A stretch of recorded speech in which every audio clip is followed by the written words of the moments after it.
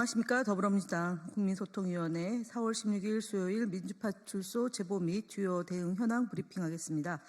함께하신 양문석 허위조작정보감시단장님 소개해드립니다. 오늘 제보 현황 보고드립니다. 4월 16일 9시 기준으로 971명이 방문했고 448건의 제보가 있었습니다. 매체별로는 네이버 35.85%로 가장 높은 수치를 기록하고 있으며 그 뒤로 SNS 28.71%, 유튜브 13.26%, 커뮤니티 8.34%, 틱톡 1.47%의 순으로 제보되고 있습니다. 주요 제보 내용을 말씀드리겠습니다. 오늘 오전 허위조작정보감시단은 긴급 기자회견을 통해서 나경원 국민의힘 국회의원의 허위사실 공표 및 명예훼손 혐의에 대한 입장을 밝혔습니다. 감시단은 이번 사안을 단순한 개인 차원의 문제를 넘어선 선거 국면에서 중대한 문제로 인식하고 있습니다. 최근 대선이 본격화됨에 따라 더불어민주당 후보자들을 향한 악의적 비방이 넘쳐나고 허위 조작 정보 제보가 급속히 증가하고 있습니다. 그동안 민주당 정치인들을 향한 터무니없는 허위 주장과 악의적인 이미지 조작 시도는 지속되어 왔습니다. 대선 국면을 맞아 특정 후보자들을 집중적으로 겨냥하는 방식으로 전개되고 있다고 분석합니다. 허위 조작 정보의 유포 행위는 단순한 정치적 공세를 넘어 불법입니다. 정보통신망법상 명예훼손죄에 해당할 뿐만 아니라 공직선거법 위반으로 처벌받을 수 있는 중대한 범죄입니다. 앞으로도 지속적으로 이 더불어민주당 후보자들에 대해서 유포되는 허위 사실과 악의적인 음해에 대해서 철저한 추적과 감시를 지속해 나갈 것입니다. 국민소통위원회의 주요 대응 현황을 보고드리겠습니다. 부정선거 등 허위 주장 유튜버에 대한 공판 현황입니다. 국민소통위원회가 부정선거로 민주당 의원들이 당선되었다는 허위 주장을 유포하여 경찰에 고발한 이사카 TV에 대한 구약식 직판이 게시되었습니다. 경찰은 명예훼손 혐의로 벌금 100만 원을 구형하였고 선고 공판은 2, 3월 후 실시될 예정입니다. 또한 이재명 대표 테러 사건에 대한 허위사실 유포했다는 혐의를 받은 아포유 채널에 대한 재판 일자가 지정되었음을 말씀드립니다. 허위사실 유포 행위자에 대한 경찰 고발 현황 보고드리겠습니다. 지난 3월 25일 서울시립대학교 인근에서 불법 개조 차량을 이용해 확성기로 김일성을 추정하는 이재명이라는 등의 허위사실을 유포한 사건에 해당하여 해당 행위자를 허위사실 유포에 의한 명예훼손 혐의로 경찰에 고발하였습니다. 다가오는 대선 후보 경선이 시작됐습니다. 우리 위원회는 대선이 가까워짐에 따라 기승을 부리는 허위사실 유포 단호하게 강력하게 대처해 나가겠습니다. 스카이데일리 언중이 제소 및 언중이 심리 결과 등 언론 대응 보고입니다. 스카이데일리는 여전히 더불어민주당이 중국과 북한의 지령을 받고 있다는 주장을 하고 있습니다. 그러나 이는 어떠한 객관적 근거도 제시하지 않고 사설이라는 형식을 빌린 허위 보도를 자행하고 있습니다.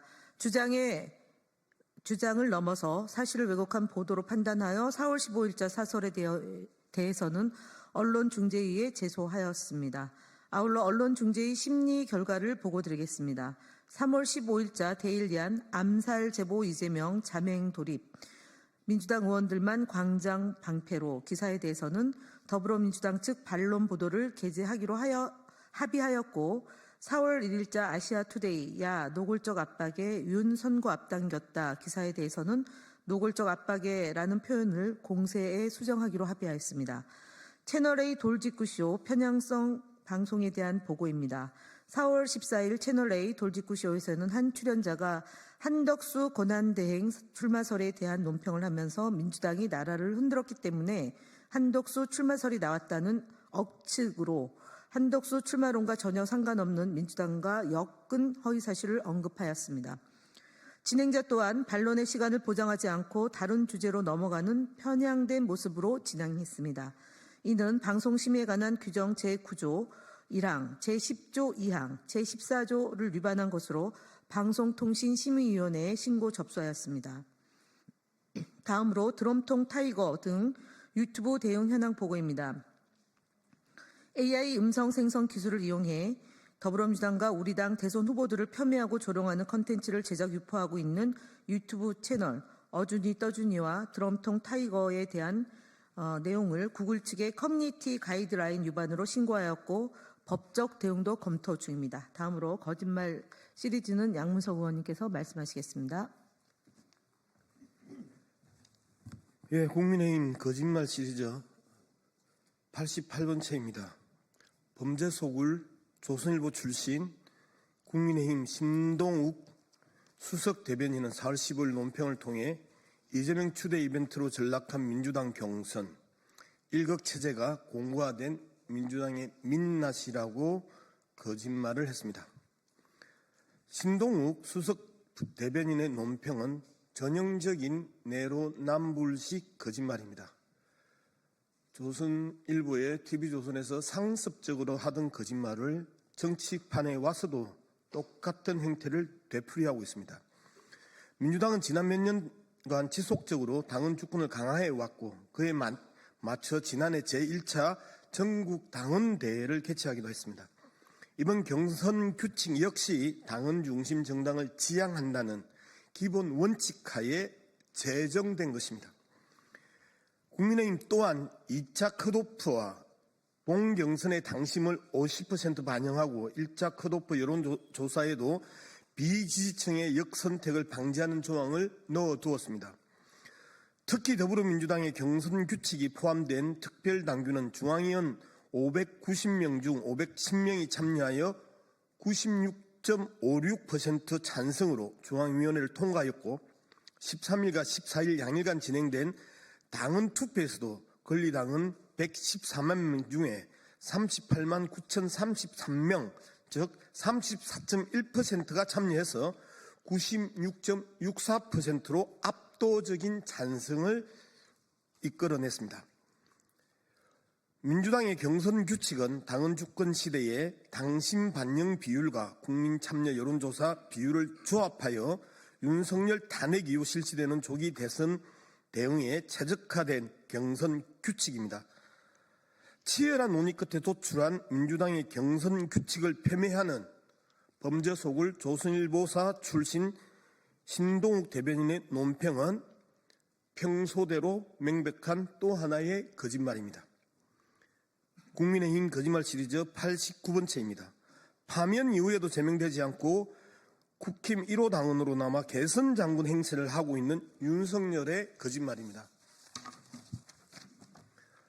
4월 14일 서울중앙지법에서 열린 내란 혐의 제1차 공판기일에서 윤석열은 몇 시간 만에 비폭력적으로 국회 해제 요구를 수용했다. 평화적 대국민 메시지 계엄이었다고 주장을 이어갔습니다. 이는 탄핵을 인용한 헌재의 판단과 정면으로 배치되는 명백한 거짓말입니다. 헌법재판소는 윤석열의 파면을 선고하며 국회 권한 행사 방해 등 정치적 목적으로 병력을 투입한 군인과 일반 시민을 대치하게 하였다고 윤석열의 반헌법적 불법적 행위를 지적하였고 비상계엄 해제 요구안이 신속하게 가결된 것은 시민의 저항과 군인의 소극적 대응 덕분이었다고 밝힌 바 있습니다. 국군을 내란 등 폭력 행위를 위해 동원하였고 시민의 저항으로 계엄이 해제되었음에도 뻔뻔스럽게 거짓말을 이어가고 있습니다.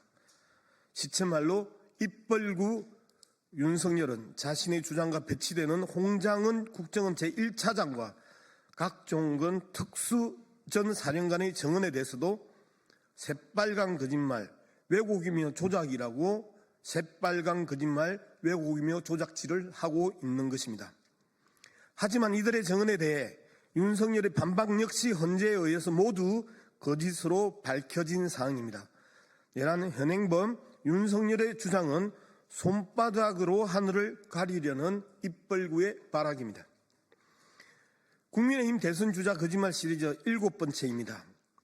나경원 국민의힘 의원이 본인의 인스타그램 SNS를 통해 드럼통 정치에 많은 국민들이 공포에 떨고 있습니다 라고 주장하며 본인이 드럼통 안에 들어가 있는 사진을 업로드하였습니다. 나경원 의원의 해당 글과 사진은 민주당과 민주당 후보를 악마화하기 위한 정말 치졸한 시도입니다. 드럼통은 2014년 개봉된 신세계 등 영화에서 조폭들이 드럼통에 사람을 넣고 협박하거나 암살하는 장면에서 차용한 언어입니다.